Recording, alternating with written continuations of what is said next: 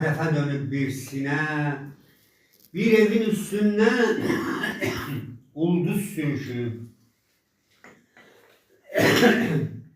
itkinlik niskili ana kalbine, asker yüzü koylu torpağa düşür.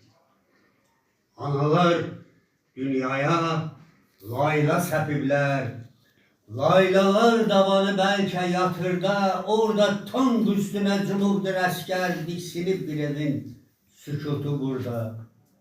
Kırıp daş sükutu hay verin bana, bir haray çekseniz daş da ayılar, öz daş ömrünüzden pay verin bana, ay kaya emiler, ay daş dayılar.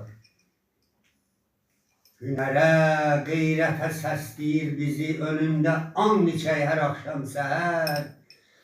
Bir zaman koruyup şerefimizi indi yuxumuza keşiy çəkirlər. Bu mezar önünde donup baş əyin, bu mezar sükutu fikri aldadır. Bu mezar önünde ağı, üstünde ağı demeyin, altında nəğməli ürəklər yatır. Naməlum demeyin, göyden daş yağar.